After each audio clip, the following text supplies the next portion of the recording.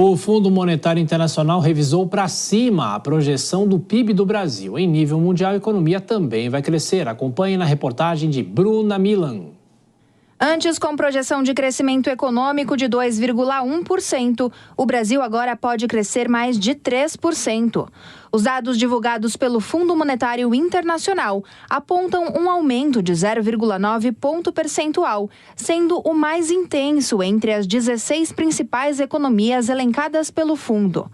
Mas mesmo com a alta na projeção, o Brasil ainda cai de posição, passando do 9º lugar para o 10º lugar entre as maiores economias globais em 2024. Essa melhora na posição do PIB é alavancada pelo consumo privado no país e também pelos investimentos no primeiro semestre deste ano, principalmente pela maior geração de empregos e a transferência de renda do governo por meio de programas sociais. Para o ano que vem, o Brasil pode ter um cenário com menos resultados positivos, com a projeção apontando uma leve queda de 2,45% para 2,2%. A tendência de crescimento aponta que, em 2028, o Brasil pode ocupar a 7ª posição. A nível mundial, as previsões apontam crescimento, mas um crescimento menor. A economia global deve atingir cerca de 3,2% em 2024, mantendo o ritmo em 2025. A entidade manifestou preocupação pelo aumento da incerteza devido à multiplicação dos riscos, tanto geopolíticos quanto econômicos, com foco em particular na crise econômica que a China enfrenta, como afirma o economista-chefe do FMI, Pierre Olivier. Os riscos estão aumentando. Quais riscos consideramos mais relevantes?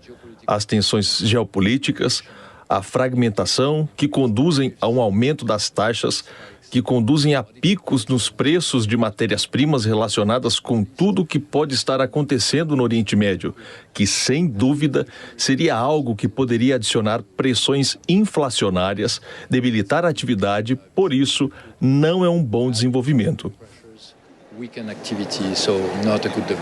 Alguns países têm melhor saúde econômica, como os Estados Unidos, que deve terminar o ano com um crescimento de 2,8% e uma inflação sob controle.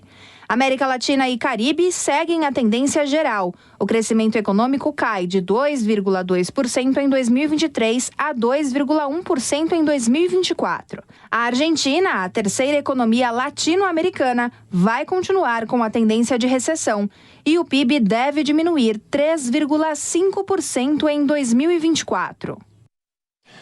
Ô Kobayashi, aquela história, né? Claro que, por um lado, é positivo quando se fala que o PIB brasileiro vai crescer mais do que o esperado, mas os organismos internacionais fazem todas aquelas ponderações que a situação pode se complicar nos próximos anos e principalmente nesses cenários das guerras, né? Então, são 2 pesos e 2 medidas.